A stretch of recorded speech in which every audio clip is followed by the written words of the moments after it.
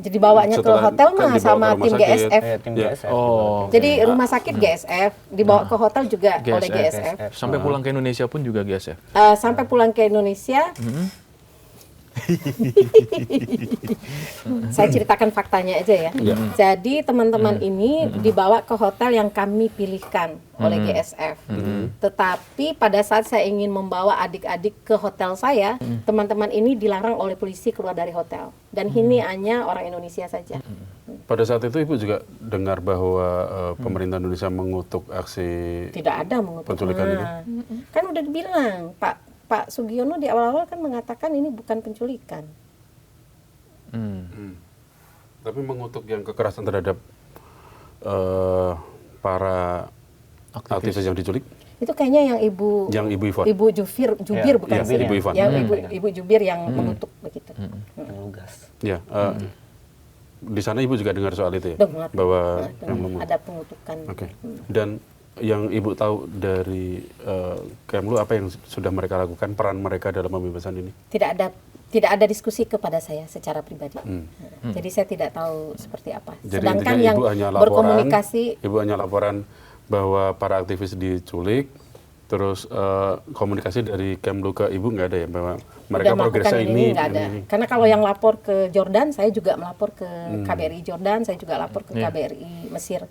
Secara personal saya juga menyampaikan progres. Kalau nanti teman-teman dibuangnya ke Mesir, ke Jordan, saya sudah meminta dari sisi visa nanti gimana, terus beliau bilang nggak apa-apa, nanti kita coba untuk visa on arrival dan sebagainya. Oh, tapi KBRI semuanya merespon sebenarnya. Jadi saya yang kontak duluan.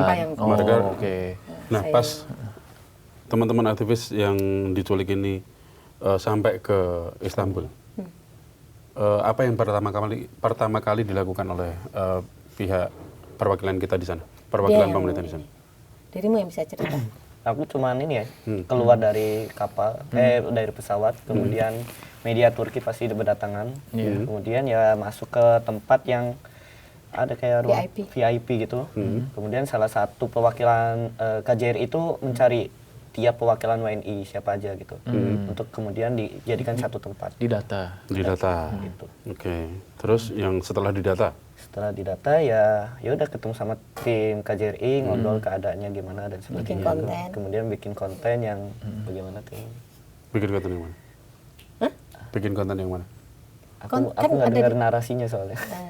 Alhamdulillah sekarang, kami Kemenlu ya, kita sudah berhasil membebaskan WNI. 9 WNI gitu. Oke, ya.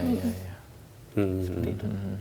Nah, setelah itu terus dijamu oleh pihak KJRI? Enggak dijamu. Kita langsung dipindahkan ke rumah sakit. Kami langsung membawa adik-adik ke rumah sakit forensik. Jadi untuk visum. Itu untuk laporan kan sebenarnya. Laporan yang legal. Ya. Dari situ pengawalan oleh pihak perwakilan Indonesia di sana ada ya?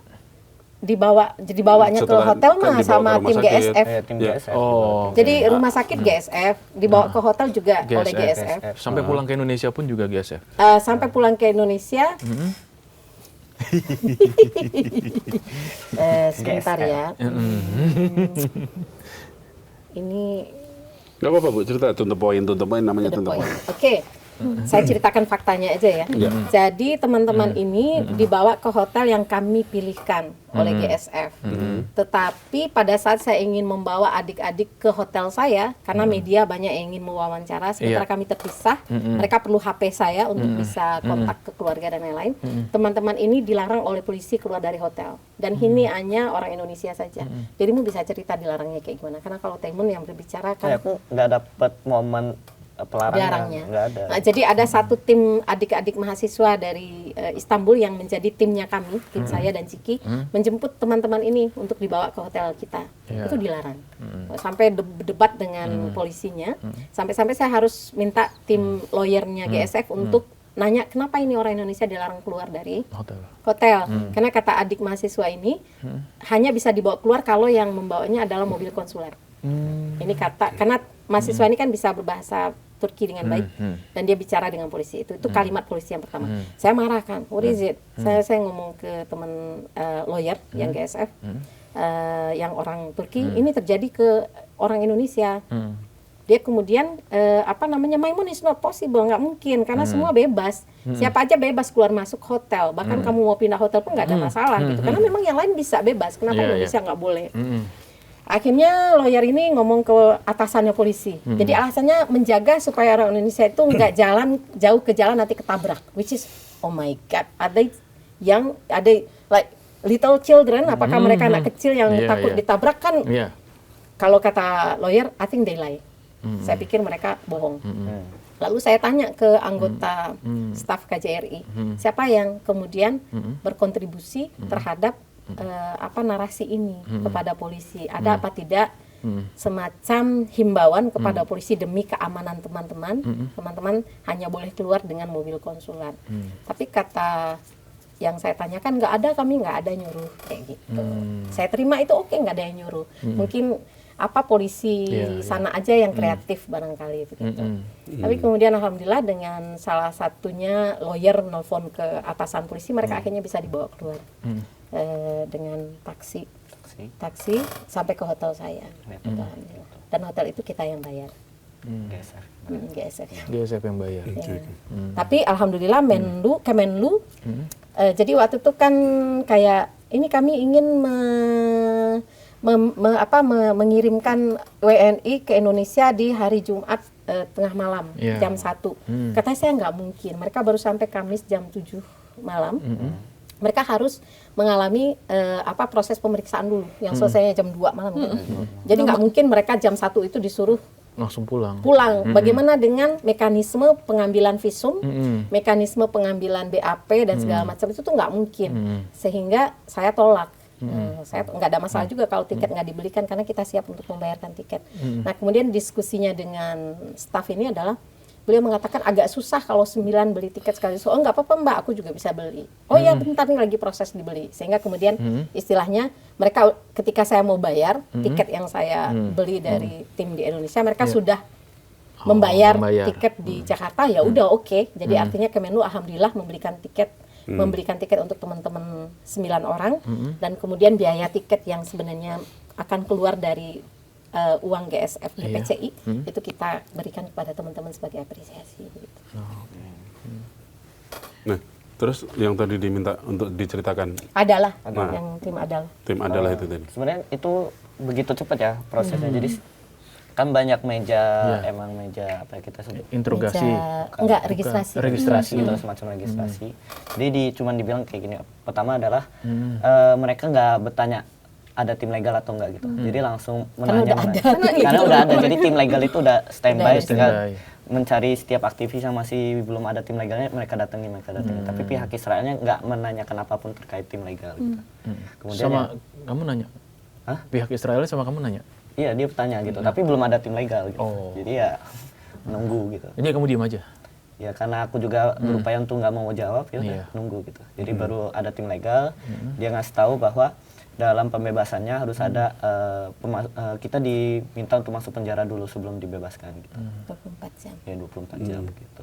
Kemudian ada satu surat yang diminta untuk tidak ditandatangani di meja registrasi itu gitu. Kecuali pas masuk dalam penjara karena kita udah kan diminta di kejaksaan yang kecil gitu kalau nggak salah kamu ingin dibebaskan segera gitu dalam 1 kali 24 jam atau 1 bulan gitu.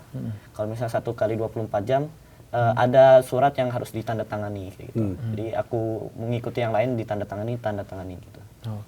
Sebenarnya. Nah itu surat itu isinya apa yang ditandatangani itu? Semua bahasa Ibrani gitu. Tulisan Ibrani. Gitu. Dari lawyernya nggak ngasih penjelasan apa isinya? Tidak boleh lagi berlayar ke sana kalau nggak salah. Cuman labelnya bahwa kita sedang memasuki wilayah mereka aja katanya gitu. Jadi tapi paspor dikembalikan kan? Paspor dikembalikan setelah kita sampai di Turki gitu. Ada catatan nggak di paspornya? Nggak. Cuman label antrian gitu. Jadi setiap orang itu dikasih label seperti hewan gitu untuk dicatat ini urutan berapa kayak gitu. Kemudian masuk penjara juga ada label 2 kali. Kemudian pas sudah finalnya benar-benar masuk penjara kita dicopot 2 labelnya, kemudian dikasih 1 label lagi yang nggak ada nomornya sama sekali. Gitu. Jadi total berapa lama di penjara sana? Kalau itu sesuai dari imigrasinya. Jadi dalam proses imigrasi kan panjang kan gitu. Hitungannya kayak agak siangan itu kita di kapal perang itu di tengah laut bahasanya itu kan harus ke daratan, jadi butuh waktu 2-4 jam. Semakin jaraknya jauh ya semakin lama, dan itu ada penyiksaan yang kita harus tengkurup dan dipendengarkan lagu kebangsaan mereka gitu. Yang begini ya. Kayak gitu.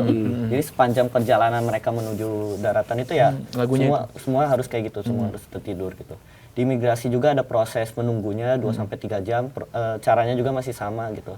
Nah itu udah bagi mereka kayaknya udah dihitung 24 jam gitu loh. Jadi kejadiannya itu cuman kalau benar-benar di penjara itu kayak berapa ya, 2-3 jam gitu, untuk kemudian paginya baru dipindahkan ke bandara ya. Gitu. Mereka nggak berani untuk nahan terlalu lama. Iya, karena ada secara hukum aturannya, mereka memang tidak bisa menahan lebih lama. Ini analisa yang kami buat bersama-sama dengan teman-teman legal. Pertanyaannya adalah sebenarnya kalau misalnya dapat kesempatan untuk pergi lagi, nah ini Bu Maimun, punya trauma ya, iya kan? Yang punya trauma. Ciki, ini Aku sih? nggak bilang loh ada trauma, aku nggak. Enggak, Oke, maaf. Kuat, Gen Z kuat. Jadi balik lagi nggak? selama ada kesempatan gitu, ya udah, ayo aja gitu. Gitu. Tapi kita kan lebih mengharapkan orang-orang yang punya pengaruh ya, gitu. Yang sama sekali nggak percaya bahwa di sana ada kejahatan Israel gitu. Yang harusnya berani punya suara juga, yaitu yang lebih layak gitu naik kapal gitu. Untuk lebih menyampaikan kepada warga Indonesia. Nggak ada penyiksaan, ya mudah-mudah gitu kita ajak untuk naik kapal ya. Untuk melihat sendiri gitu. Untuk Utamanya juga orang-orang yang berada di dalam pemerintahan gitu, yang punya pengaruh kuat kepada masyarakat gitu. Kita lebih mengharapkan orang-orang seperti mereka gitu. Yang ikut ke sana. Ya, yang belayar. Kalau Ciki? Idem, setuju. Aku pribadi aku masih mau lagi, semoga masih ada kesempatannya dan izin pastinya. Iya, izin penting banget soalnya pengen banget bisa dapat izin. Nah, di luar itu aku berharap semakin banyak important people, prominent people dari Indonesia yang mau ikut berlayar, karena ada Dr. Margaret Connolly, adiknya Presiden Irlandia, ikut berlayar. Terus tahun lalu juga ada anggota DPR dari Prancis, Rima Hassan sama Emma Farrow sama Mandela. Ada cucunya Nelson Mandela ikut berlayar. Jadi berharap sih semoga semakin banyak orang penting Indonesia yang mau ikut berlayar. Kan adiknya Presiden Irlandia ikut berlayar, siapa tahu adiknya Pak Prabowo juga mau ikut berlayar. Kan itu akan bisa menjadi impact yang luar biasa juga. Pasti. Oke, Bu Maimun. Ya karena saya bagian dari steering committee ya. Ini qadarullah, Allah memberikan amanah ini ya, semoga Allah masih bersedia untuk menggunakan saya di lembaga ini. Jadi ya kami sudah dalam proses merancang untuk step berikutnya gitu, keberangkatan selanjutnya ya. Keberangkatankah ada banyak sih, ada banyak kegiatan yang sedang kami rancang insyaallah. Satu kata untuk pemirsa Sindo ya, mengenai satu kalimat untuk satu kata pendek banget ini. Satu kalimat yang untuk pemirsa Sindo soal invasi Israel ke Gaza ini yang sampai sekarang masih ada. Mungkin bisa ada lagi? Yang depan. Yang ini. Ya. Maimun yang itu. Oke. Kalau satu kalimat Ya, kayaknya bebas. Bisa Kalimat panjang. tanpa titik, jadi Panjang. koma. Iya, betul. Bismillah. Indonesia itu punya sejarah berutang budi kepada bangsa Palestina. Pemimpin Palestina, Mufti Amin Al-Husaini, mengumumkan kemerdekaan Indonesia pada September 1944. Setahun sebelum Indonesia benar-benar merdeka.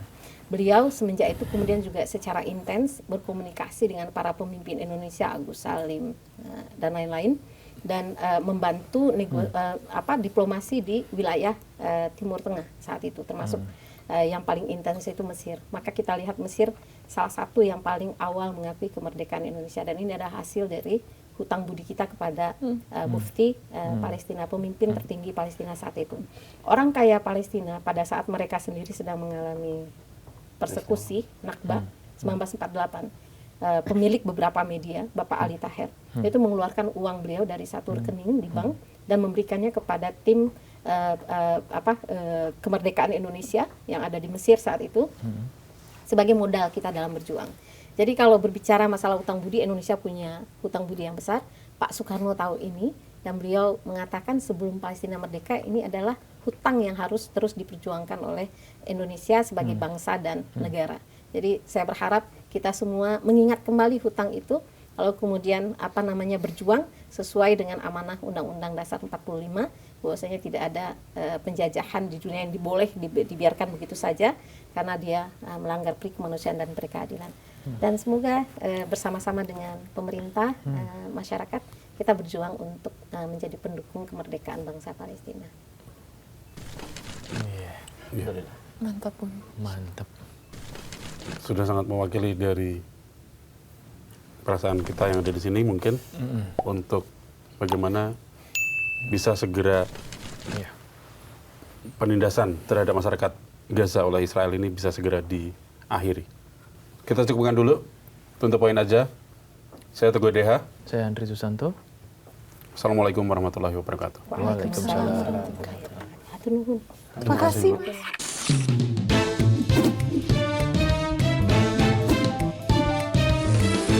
To the point aja.